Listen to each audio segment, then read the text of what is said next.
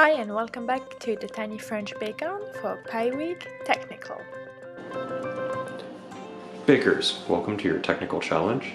Today we would like you to make 12 egg custards, tarts. They must be well baked, no soggy bottoms, and delicious. You have 2 hours for this challenge. On your mark, get set, go. I was totally expecting custard tarts. I have never made them myself nor eaten one before, but I have seen all of the episodes of the Great British Bake Off and I knew there was egg custard tart in Pie Week at some point.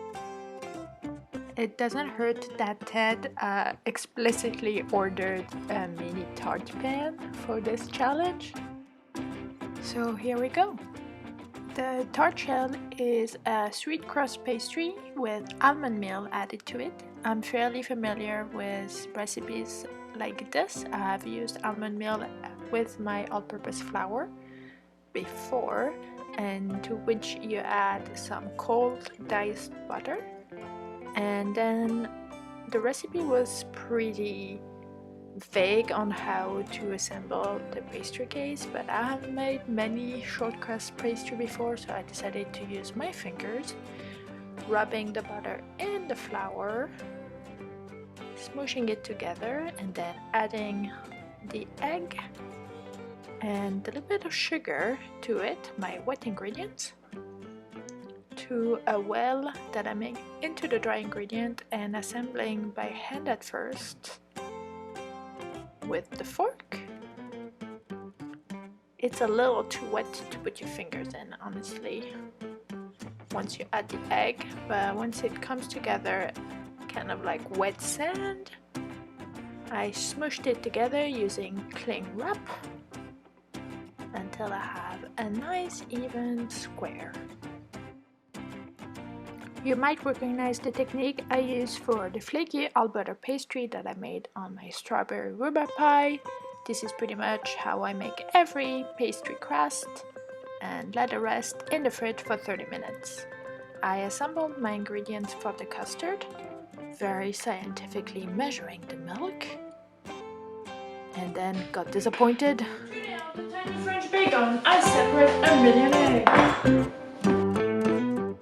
It is not a million eggs, but 7 eggs that you have to separate. The recipe does not specify what you can do with the egg whites. You will only use the yolks. We decided to add it to dog food, but make an angel food cake with 7 egg whites, or meringue, or macaroon, or something. There was no indication on the technical recipe on how to prepare the pan, or if the pastry case needed to be blind bake or not. I decided to go ahead and blind bake them. Better to be safe than sorry. So those are the little parchment paper that will protect from the baking beans. And for the pan, I use my usual technique of thoroughly buttering and flouring every little insert like I would do for any regular pastry case.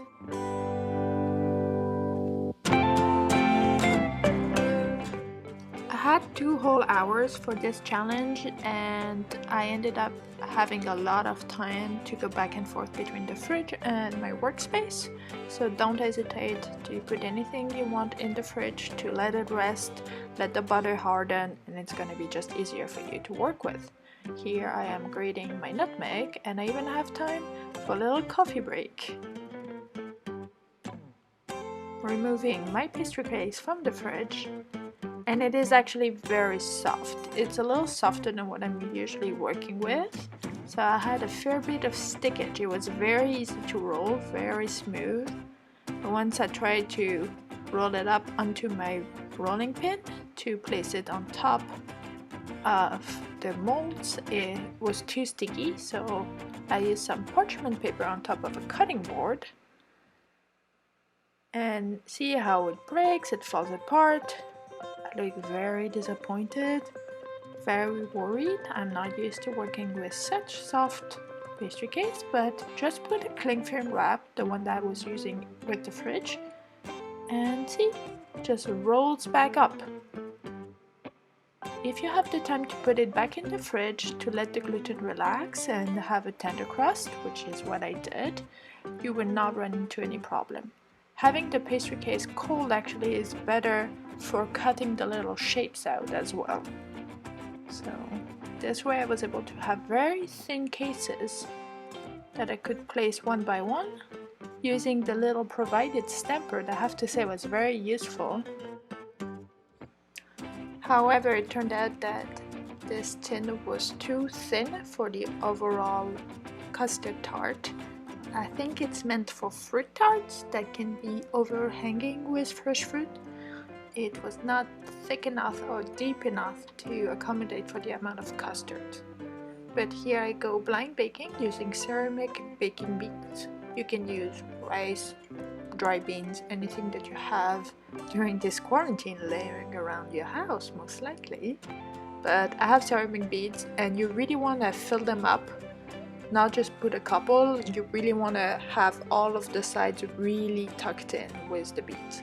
So I'm starting now on the custard, putting my milk on medium heat, mixing the sugar and the yolks pretty late in the process. So I have learned from Philippe Condichini, a pastry chef in France and one of my personal heroes, that you can quote-unquote burn the yolks, adding the sugar too fast.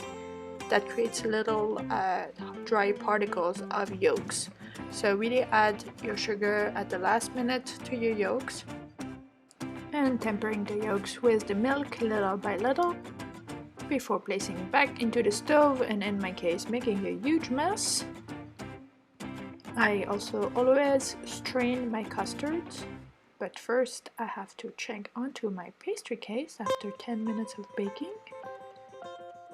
at 400 degrees Fahrenheit, and my custard is done. I am just making sure that any particle of hard egg that might have scrambled is taken away with the filter, putting it into a smaller little container so I can pour easily, and this is how you can see that the tin was too shallow to accommodate for a big amount of custard. So the regular recipe was requiring a muffin tin, which we do not have, and I have to admit that I ill-advisedly recommended to Ted to get a mini tart pan, which was a mistake. You really need a muffin tin that's deep enough to have a fair amount of custard. You see how much I have left over. There was not supposed to have that much left over, and I'm very disappointed. I have no idea what's gonna happen, if they're gonna burn. Turned out that the custard went under the pastry case in some cases, which is really bad. I'm sad. I thought that this one would be in the bag without too much trouble. They were releasing pretty easily thanks to the heavy buttering and flouring on the edges. And some were dreaded soggy bottoms. And I had so much custard left. I ended up making gelato with that custard. Bakers, negative 21 minutes, you were done! I was done very early in the process and just wanted it to be over. Here's what we got. They look good in pictures. And your judges today are, of course, me and Ted again, respecting social distancing and having 12 egg tarts to eat. We started on, and I have to admit they were okay, they were good.